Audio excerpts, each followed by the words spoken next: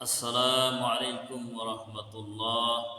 الحمد لله رب العالمين والعاقبة للمتقين والصلاة والسلام على رسوله محمد وآله وأصحابه أجمعين أما بعد. সকল প্রশংসা বিশ্বজাহানের প্রতিপালক আল্লাহর জন্য। দরুদ ও সালাম বর্ষিত হোক রাসূল সাল্লাল্লাহু আলাইহি ওয়াসাল্লামের প্রতি। সাল্লাল্লাহু আলাইহি ওয়াসাল্লাম।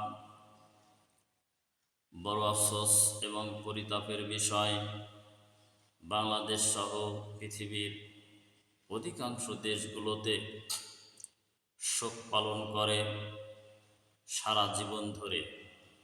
যেমন বাংলাদেশের রাজনীতির প্রেক্ষাপটে যে সমস্ত মানুষ মারা গেছে তাদের শোক পালন চলছে 50 বছর ধরে, কারো 60 বছর ধরে শোক পালন হচ্ছে।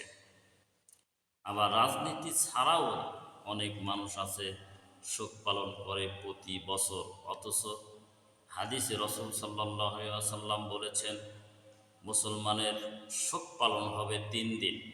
কোনো মুসলমান যদি মারা যায় ওই পরিবার শোক পালন করবে 3 দিন। 3 দিনের বেশি শোক পালন করা হারাম। 3 দিনের বেশি শোক পালন করা হারাম। ধর্মকে মানুষ ইচ্ছা মতো ব্যবহার করছে, যে যেভাবে পারে ঠিক সেভাবে ব্যবহার করছে। অথচ 1500 বছর আগে আল্লাহ নবী সাল্লাল্লাহু আলাইহি ওয়াসাল্লাম কিছু বিধান দিয়ে গেছেন, সেই বিধানগুলো চূড়ান্ত এবং সত্য। আন আব্দুল্লাহ ইবনে মাসউদ রাদিয়াল্লাহু তাআলা আনহু قال قال رسول الله صلى الله عليه وسلم ليس منا من ضرب الخدود وشق الجيوب ودعا بدعوى الجاهلية রাহু মুসলিম ওয়া মিশকাত। আব্দুল্লাহ ইবনে মাসউদ রাদিয়াল্লাহু তাআলা আনহু হতে বর্ণিত, তিনি বলেন রাসূল সাল্লাল্লাহু আলাইহি ওয়াসাল্লাম বলেছেন, যে ব্যক্তি শোকে মুখে মারে, বুকের কাপড় ছিঁড়ে এবং জাহেলিয়াতের যুগের ন্যায় মাতম করে, সে আমাদের দলভুক্ত নয়। অত্র হাদিস থেকে বোঝা যায় যে শোক পালন করতে গিয়ে যারা মুখে মুখমণ্ডলে মারে, বুকের কাপড় ছিঁড়ে ফেলে এবং জাহেলি যুগের ন্যায় মাতম করে, বিলাপ করে, তারা মুসলমানদের দলভুক্ত নয়। এটা আমার কথা নয়, এটা মহানবী সাল্লাল্লাহু আলাইহি ওয়াসাল্লামের কথা। আল্লাহ নবী সাল্লাল্লাহু আলাইহি ওয়াসাল্লাম আরো বলেছেন, আনা বারিউম মিম্মান হালাকা ওয়া সালাকা ওয়া খরাকা।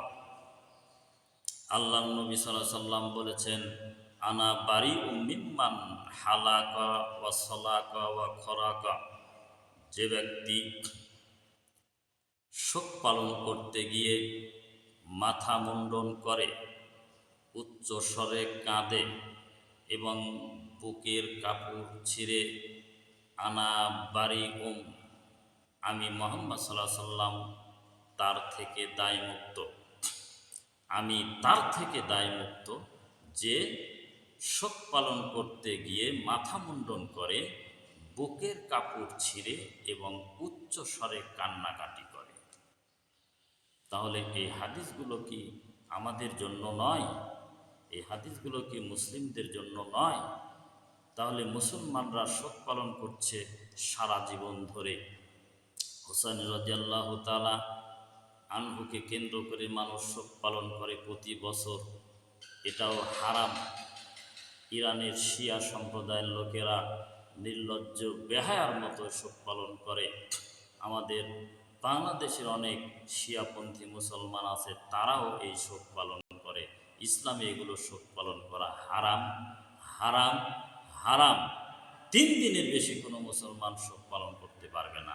আল্লাহ নবী সাল্লাল্লাহু আলাইহি ওয়াসাল্লামের হাদিস। তাহলে ধর্মের নাম দিয়ে মানুষ কি করছে, এগুলো আমাদের ভাবার বিষয়, দেখার বিষয়। কোরআন সুন্নাহর সাথে মিল করে দেখতে হবে এটা কোরআনে আছে না হাদিসে আছে। যদি থাকে মানতে হবে, আর যদি না থাকে বানোয়াট মিথ্যা হাদিস উপস্থিত করে যদি কেউ মানার চেষ্টা করে, এটা কখনোই শরীয়ত সমর্থিত হতে পারে না। আল্লাহ তাআলা আমাদের সকলকে কবুল করুন, মাফ করুন, সকলেই বলুন আমিন।